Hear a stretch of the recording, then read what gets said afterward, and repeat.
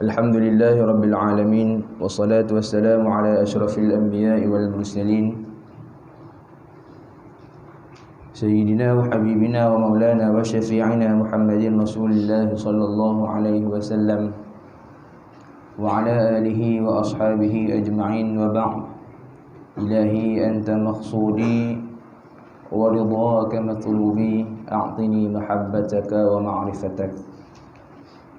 Yang dihormati ahli jawatan kuasa masjid, yang diraikan, yang dimuliakan, muslimin, muslimat yang dirahmati oleh Allah Subhanahu wa taala. Alhamdulillah, pertama dan selamanya bersyukur kita kehadrat Allah Subhanahu wa taala kerana atas limpah kurniaan dan nikmat yang diberikan oleh Allah Subhanahu wa taala kepada kita. Kita masih lagi dapat bersama-sama untuk hidup, diberikan nyawa oleh Allah Subhanahu wa taala. Kita diberikan nikmat iman dan Islam oleh Allah Subhanahu wa taala. Kita diberikan nikmat kesihatan tubuh badan oleh Allah Subhanahu wa taala. Kita diberikan nikmat kelapangan masa oleh Allah Subhanahu wa taala. Tidak lain dan tidak bukan nikmat yang diberikan oleh Allah Subhanahu wa taala tersebut perlulah digunakan dengan sebaik mungkin untuk berjumpa kembali dengan Allah Subhanahu wa taala. Kita berdoa dan sentiasa berdoa mudah-mudahan Allah Subhanahu wa taala menerima akan segala amal ibadat yang kita lakukan sebab tu mana kita hidup di muka bumi ini. Amin ya rabbal alamin.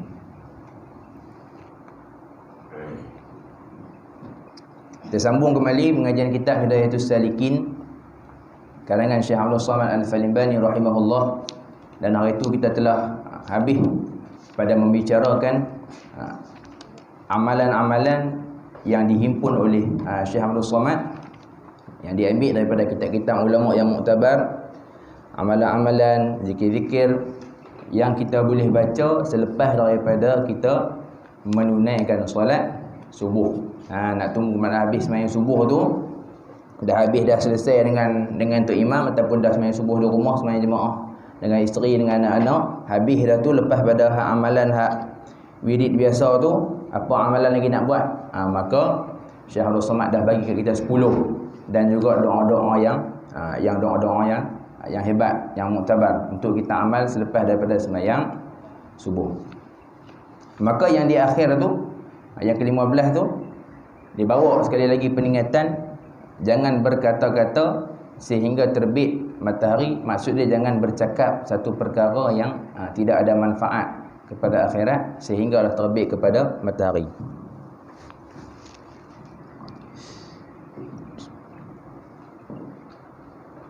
Sebab apa? Sebab waktu tersebut hendaklah kita lapangkan masa untuk antara hubungan kita dengan Allah Subhanahu wa taala.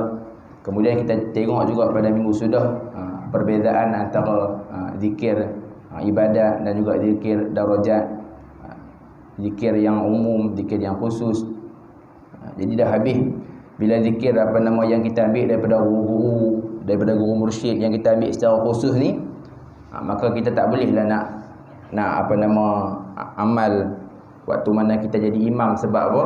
Sebab yang di belakang jemaah kita tu kadang orang awam. Maka yang jenis-jenis zikir-zikir yang dibicarakan dalam kitab ni pun, kalau kita tengok dah kata yang ni yang terbaik. Sebab apa? Yang ni yang tak diamalkan di Malaysia kita ni. Bukan maksud dia macam tu. Maksud dia yang diamalkan di Malaysia ni pun baik juga, tapi yang ni kalau kita nak buat untuk kelapangan masa kita. Tak semua orang main sembahyang jemaah ni. Kadang orang ada kerja, ada tugasan. Jadi ni untuk kita, kalau kata imam tak baca sekalipun, maka kita baca sekali lagi habis selesai daripada sembahyang. Tu yang kata jangan berkata-kata sehingga terbit matahari tu. Kemudian pada zikir yang terakhir tu, bismillahirrahmanirrahim, la yadhurru ma'asmihi syai' fil ardi wala fis sama' wa huwas samiul alim tu pun disebut juga pada minggu sudah, sangat perlu dibaca, terutamanya apabila kita keluar makan di luar. Kita makan di luar, terus tempat-tempat yang kita tak kenal, tempat-tempat yang kita baru sampai, baca sebelum daripada kita makan. Lepas daripada baca doa makan tu, baca bismillahirrahmanirrahim, la yadhurru ma'asmihi syai' fil ardi wala fis sama'. Ataupun disebut dalam kitab azkar, bismillahi saqatan billah wa tawakkulan alaihi.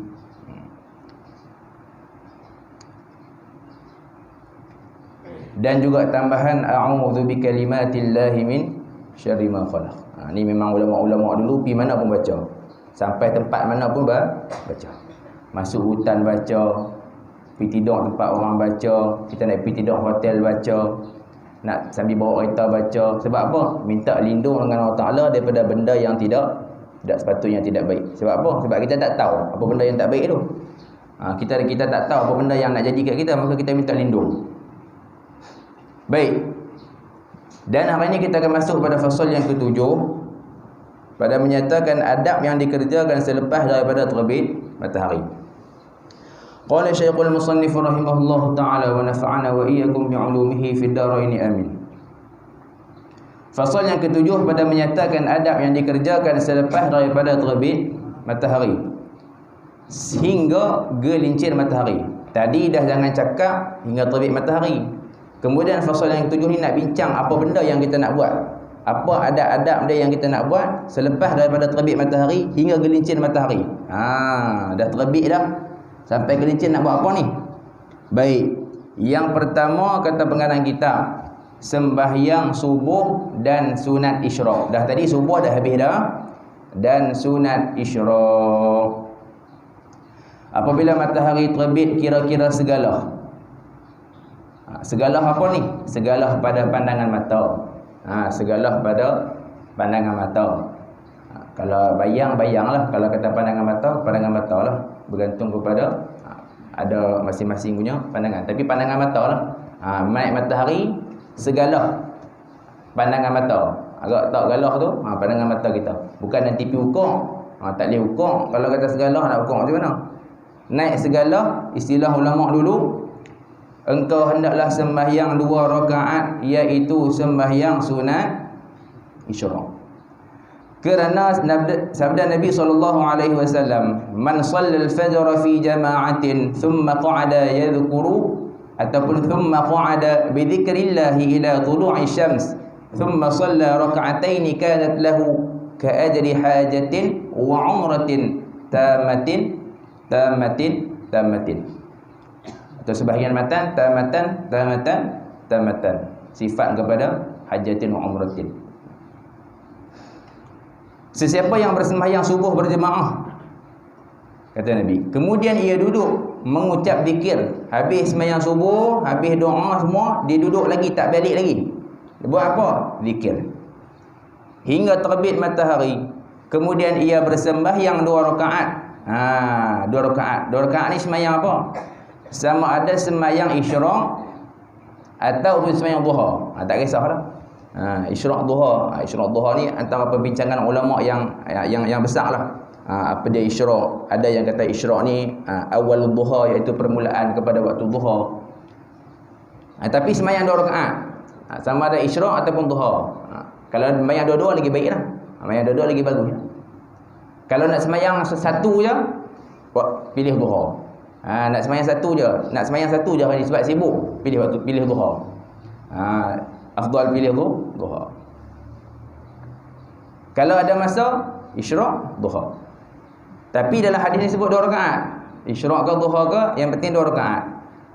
Kanat lahu ka ajri hajatin wa umratin tamatin. Nescaya dianugerahkan baginya seperti pahala haji dan umrah dengan sempurna. Jadi kalau kata orang tak boleh pergi umrah dengan haji pun, disebabkan benda-benda yang macam ni, bila dah baca hadis ni tak rasalah galak sangat. Rasalah teringin nak pergi tu. Sebab apa? Kita dah memang teringin nak pergi, teringinlah. Tapi bila jadi benda-benda yang tak sepatutnya macam ni, jadi faham kata tak apalah, ada hikmah. Boleh jadi Allah Ta'ala nak abang mai hak kelebihan ni, hak nak bagi anugerah pahala haji dan umrah ni pun tak boleh nak buat hari-hari lagi.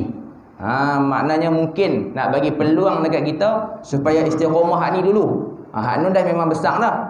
Istiqamah dulu hak ni. Hak depan mata ni. Hak tak kena habis duit nak beli tiket kapal terbang, tak habis duit nak kena bayar hotel. Hak ni dulu istiqamah. Tambah bila pi pula esok ni hak di sana, lagi besar. Itu nak abang kita.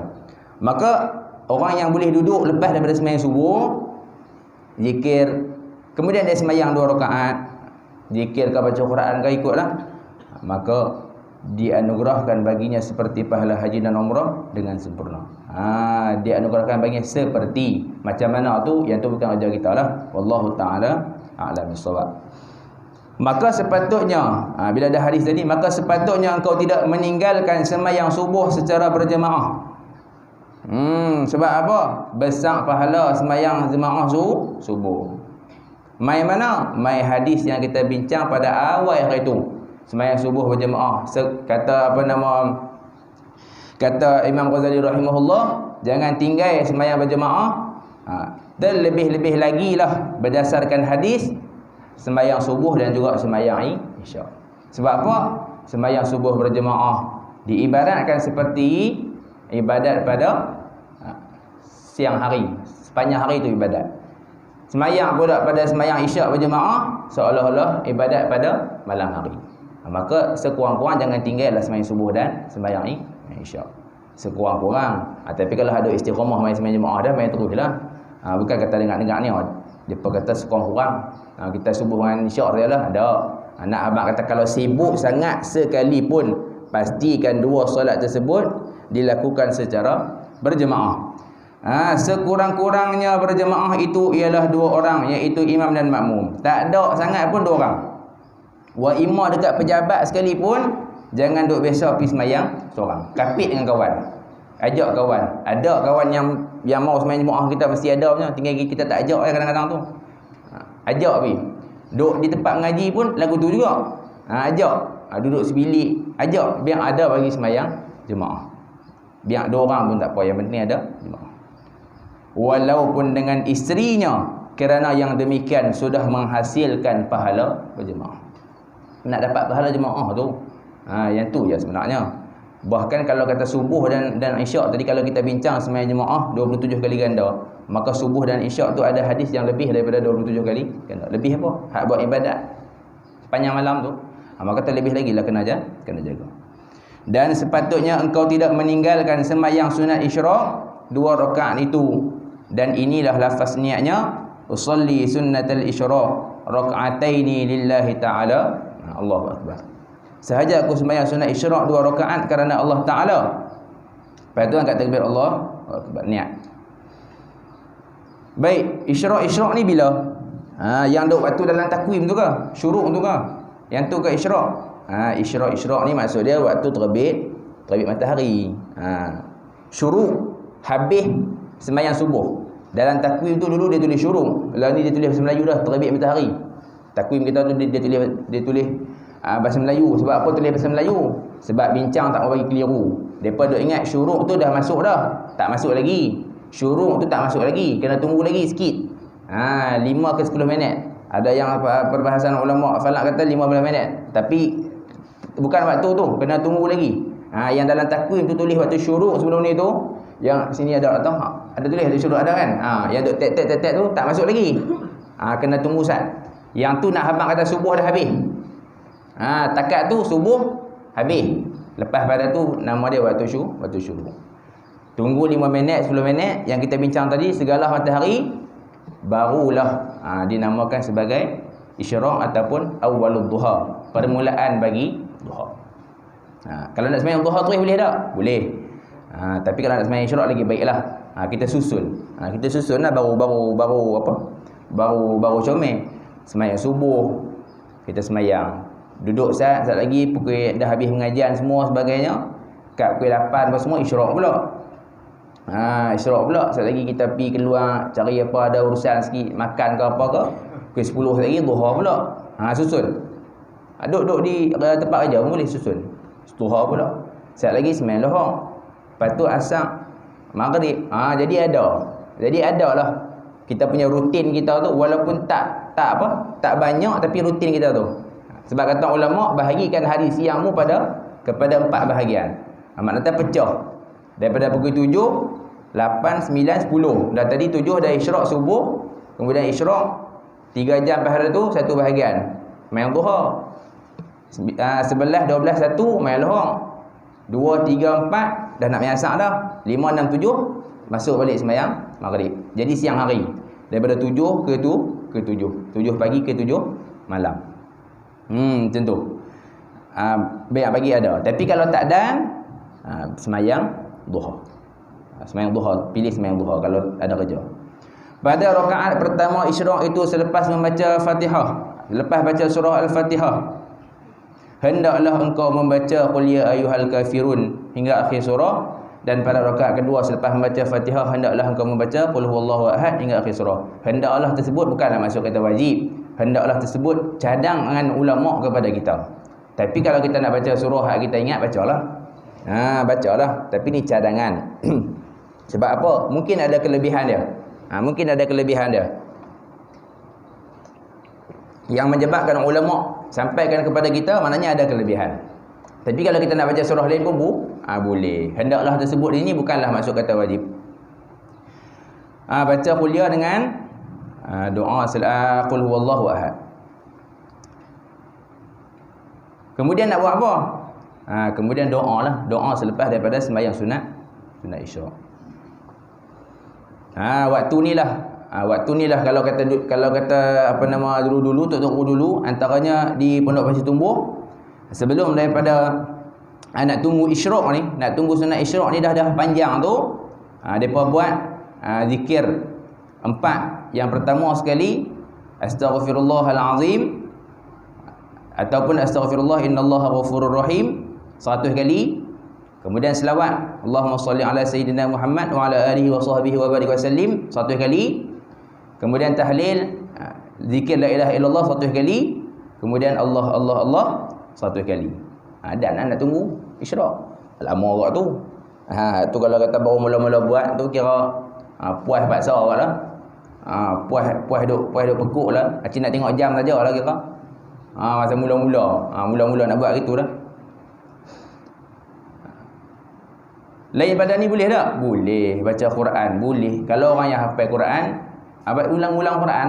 Kalau orang yang hafal Quran dah habis dah tadi zikir-zikir hak tadi, ulang Quran. Ulang 1 juzuk, ulang 2 juzuk, 3 juzuk, untuk jaga dia punya hafalan dia. Yang penting ialah masih lagi dalam lingkungan ibadat. Masih lagi dalam lingkungan zikrullah, mengingati kepada Allah Subhanahu Wa Taala. Kemudian doa selepas sembahyang sunat isyraq yang apa nama Syekh Abdul Somad bawa mai kat kita. Selepas memberi salam, bacalah doa ini. Alhamdulillahillazi ja'ala al-yawma 'afiyatan wa jaa'a bisyamsi min matla'iha. Allahumma rzuqni khayra hadha al-yawm wadfa' 'anni syarrahu. Allahumma nawwir qalbi bi nuri hidayatik kama nawwartal arda bi nuri syamsika abadan abada birahmatika ya arhamar rahimin. Segala puji itu bagi Allah yang menjadikan hari ini sihat sejahtera, selamat semuanya, afiat duk bagi elok, dan mendatangkan matahari dari tempat terbit. Semua kerja buat bagi Allah Ta'ala. Mulakan doa dengan memuji kebesaran Allah Subhanahu Wa Ta'ala. Ya Allah, kurniakanlah kepadaku kebaikan hari ini. Allahumma rzuqni khaira hadzal yaum. Sebab apa nak kena doa macam ni? Sebab memang kita tak tahu apa lagi yang nak jadi hari ni. Maka pertama sekali kita kena doa lah. Sangat cantik sebab tu doa ni dia letak pagi. Sebab tak ada nak buat apa lagi. Pagi ni mangkit duk sejuk, tak ada siapa buat dosa lagi, semua orang duk tidur lagi. Mangkit tu kita doa. Mangkit tu kita doa yang macam ni, maka sangat baik. Sebab apa? Nak menjadikan hari ini ialah hari yang baik. Baik dari sudut amalan, baik dari sudut kejadian, baik dari sudut segala takdir. Minta Allah Ta'ala bagi jadi baik. Wadfa'anni syarrahu, dan hindarilah ataupun elakkanlah dalam kitab tu, elakkanlah daku daripada keburukan. Kalau andai kata ada nak berlaku keburukan, orang niat nak buat benda tak elok kat kita pun, minta Allah Ta'ala lindung. Tambah-tambah lah ni pula duk tengah musim-musim yang Covid ni, telah lagilah kena baca doa. Sebab apa? Tak tahu nak kena di mana. Tak tahu nak kena ke dah. Lagilah kena baca. Ya Allah, sinarilah cahaya pada hatiku dengan cahaya hidayahmu, sebagaimana engkau menyinari, menyerahkan cahaya kepada, memberi cahaya kepada muka bumi. Terang Allah Ta'ala bagi muka bumi ni, kita nampak, boleh nampak pokok, nampak orang, nampak langit, supaya bagi cahaya hati kita masih berada atas jalan Allah Subhanahu Wa Ta'ala. Dan cahaya mataharimu selama-lamanya, Sampailah kita mati, minta Allah Ta'ala bagi cahaya kepada hati kita, petunjuk yang benar. Dengan rahmat-Mu sahaja ya Allah, yang Maha Pengasih lagi Maha Penyayang, yang Maha Mengasihani. Jadi baca doa ni. Ada lagi tak doa ni boleh baca? Ada. Doa-doa yang mana kita nak baca bahasa Melayu, bacalah. Minta lah. Minta apa? Minta mudah urusan, minta bagi istiqamah ibadat. Baca kat bahasa Melayu boleh. Yang ketiga, sembahyang sunat istikharah dan doa bagi suatu hajat. Dah habis isyraq nak buat apa? Yang ni yang disusun oleh Syekh Abdul Somad. Kalau nak sembahyang isyraq, duha tu pun duha lah. Yang ni yang Syekh Abdul Somad susun, yang cantik. Kalau kita dan masa ini, yang ni kalau nak buat. Kalau tak dan, yang mana dan. Yang penting buat. Sembahyang sunat istikharah. Selepas itu sembahyangkan pula sunat istikharah 2 rakaat. Yang lafaz niatnya usalli sunnatal istikharati rak'ataini lillahi ta'ala. Sahaja aku sembahyang sunat istikharah 2 rakaat kerana Allah Ta'ala. Allahu Akbar. Sembahyang sunat istikharah. Sebab apa nak sembahyang sunat istikharah? Sebab kata ulama, sepatutnya kamu sembahyang sunat istikharah sebelum daripada kamu sembahyang sunat hajat. Sembahyang sunat istikharah dulu sebelum daripada sembahyang sunat hajat.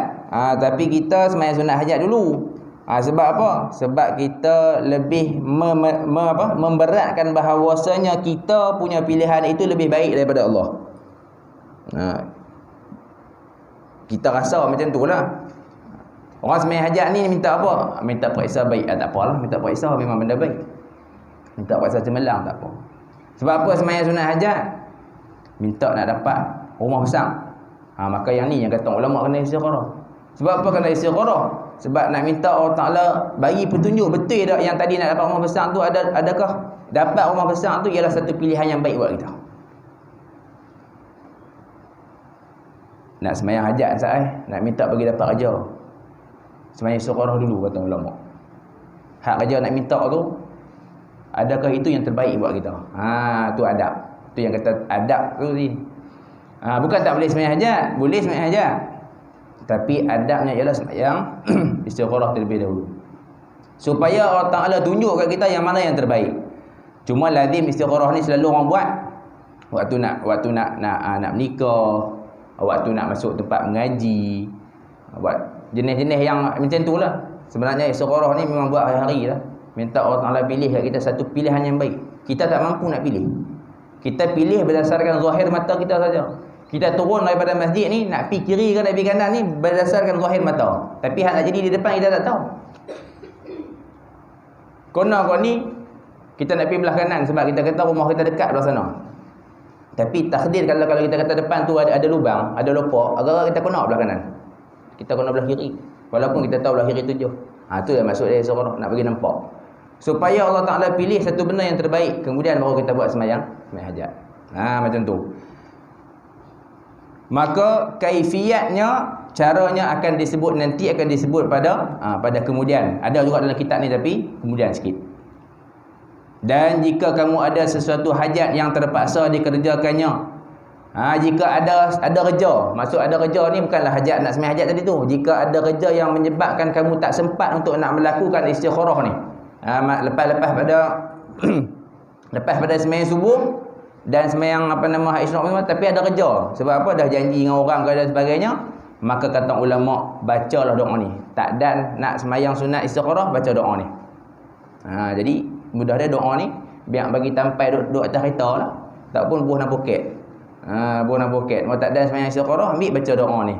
Sambil-sambil duduk tengah, nak pergi on the way, nak pergi buat urusan tersebut.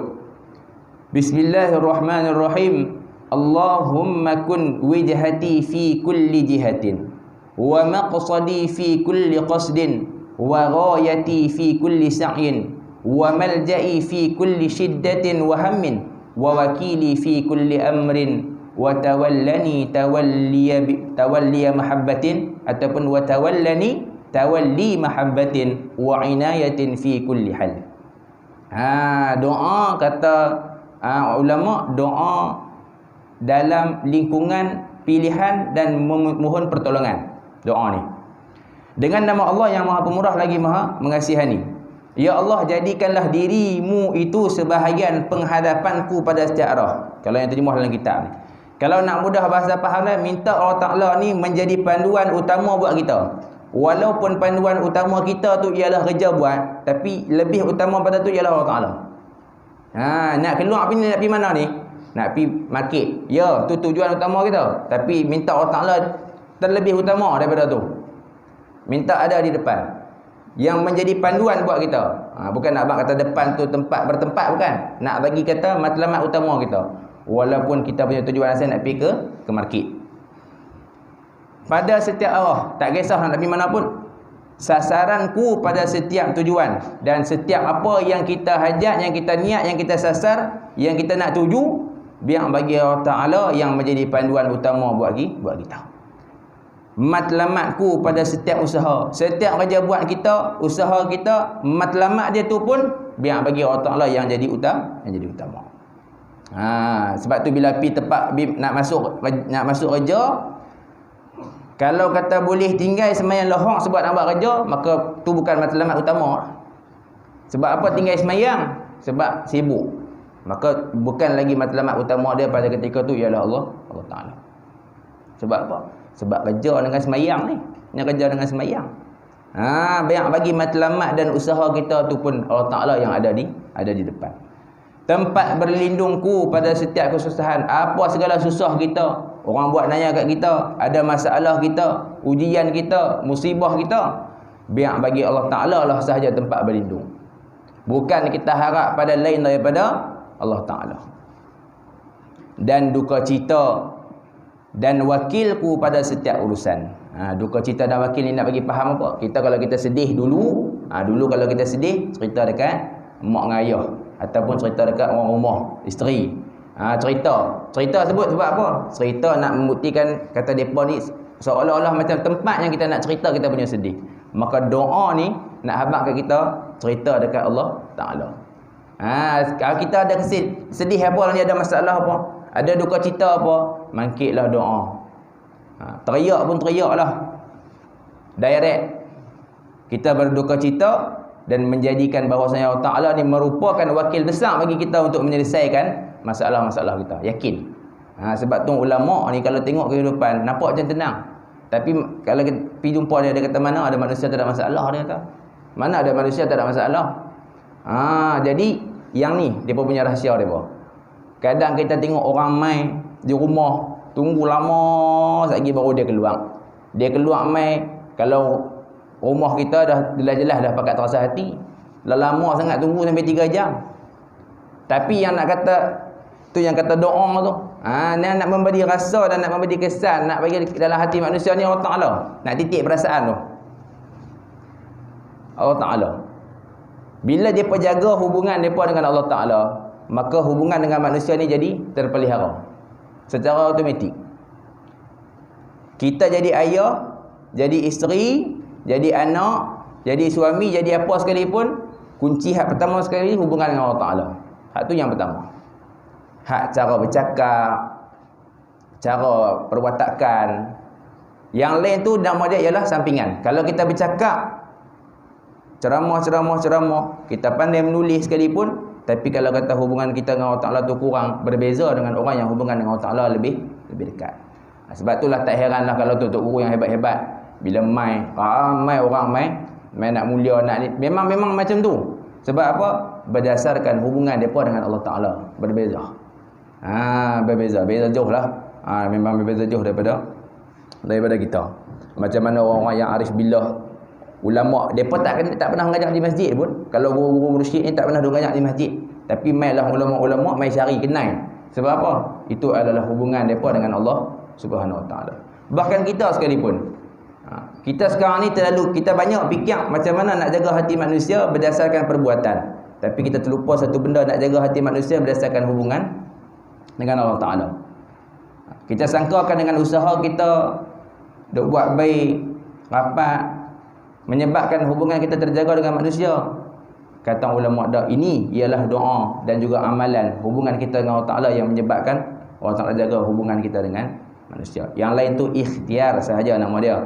Jadi Allah Ta'ala ni menjadi wakil kepada kita untuk menyelesaikan segala urusan buat kita. Urusan pejabat, ada jadi masalah, urusan rumah tangga, apa segala urusan sekalipun, maka Allah Ta'ala yang menjadi wakilku pada setiap urusan. Dan uruskanlah daku dengan urusan kasih sayang dan keprihatinan dalam semua hal.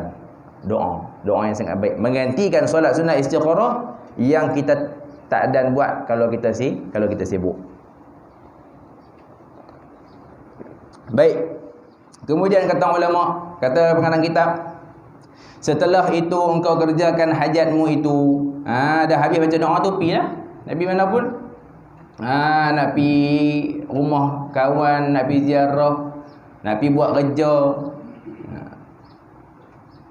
nak pergi pejabat, baca doa ni. Tak ada nak sembahyang sunat istikharah. Demikianlah engkau kerjakan pada setiap hajatmu yang tidak dapat tiada mengeluarkanmu daripada kesibukan. Sibuk kok mana sekalipun, tak dapat tidak, lazimkanlah untuk baca doa tersebut dan dengan zikir.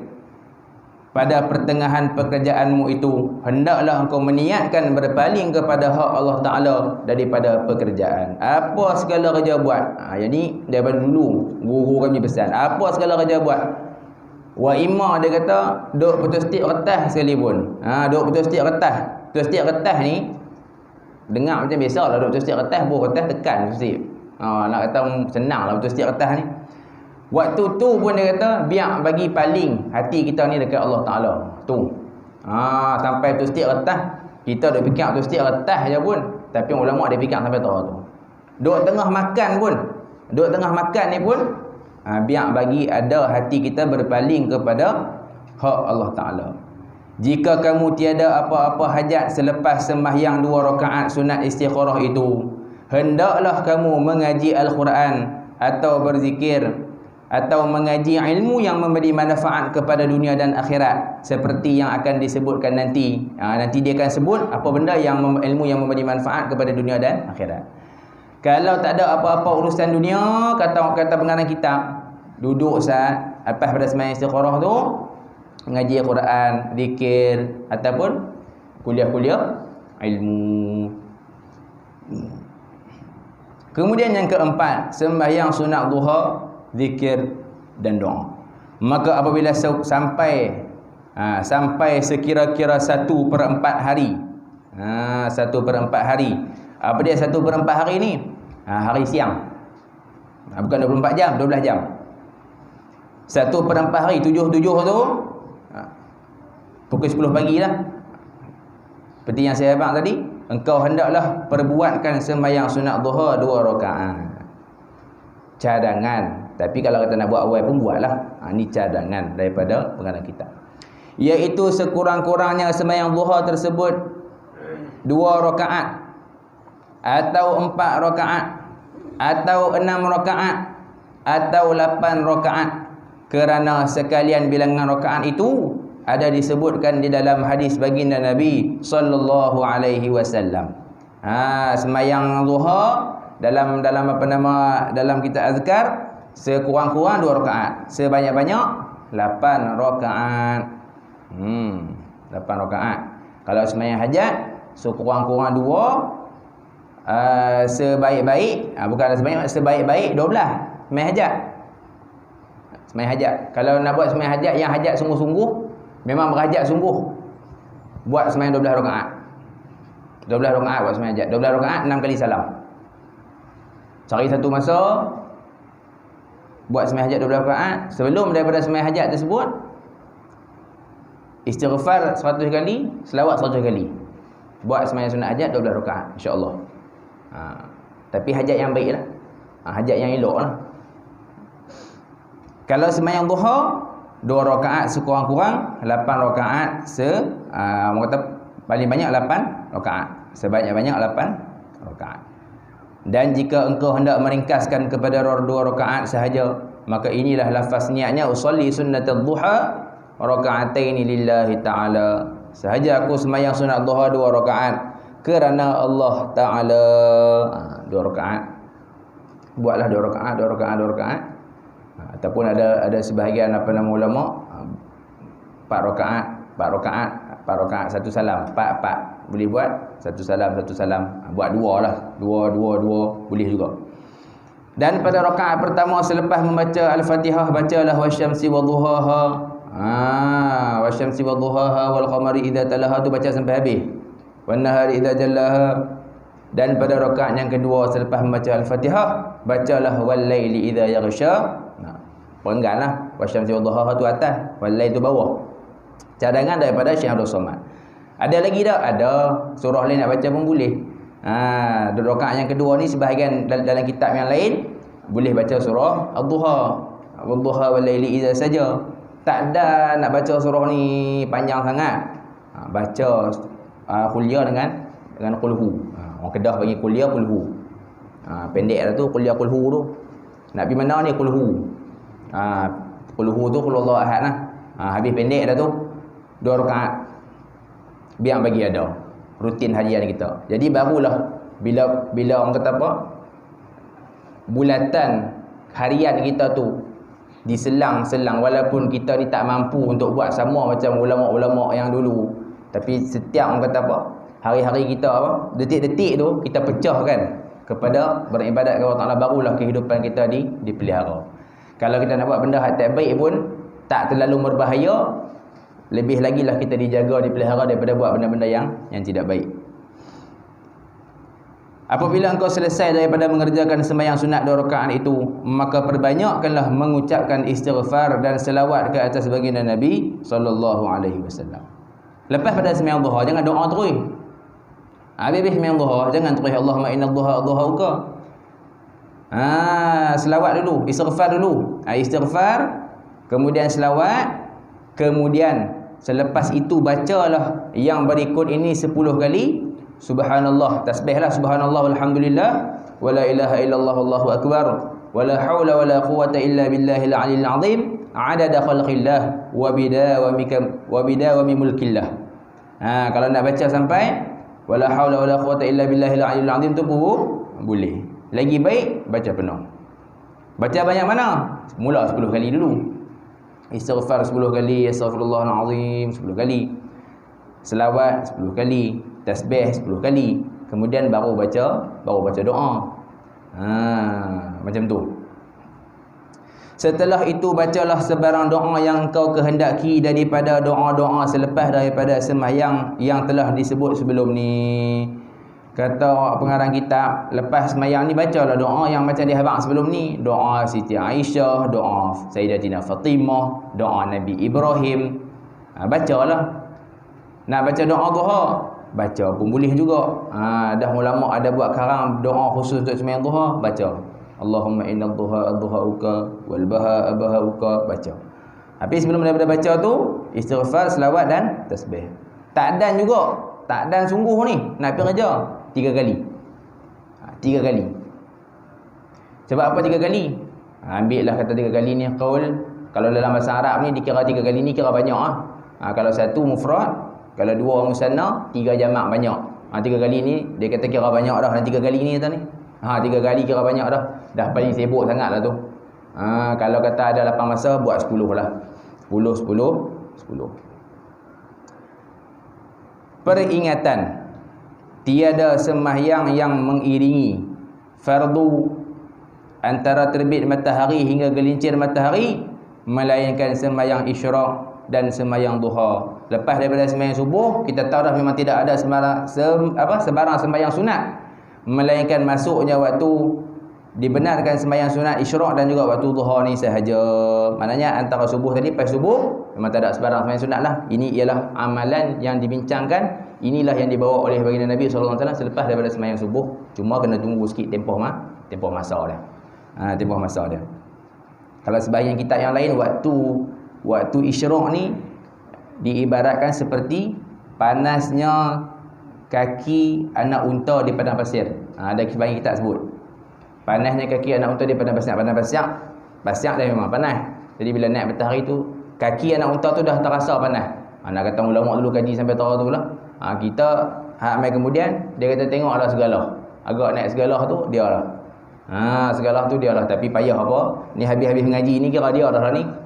Elok habis ngaji ni kira dia lah ni. Ni yang bagi tahu ni kalau kata ada urusan nak semayang memang betul-betul ikut time dia, maka itu dia punya panduan waktu.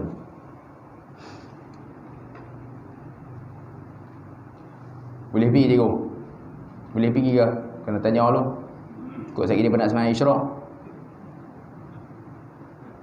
Boleh lagi? Boleh sikit lagi? Berhenti dulu. Baik, jadi yang itulah untuk minggu ni.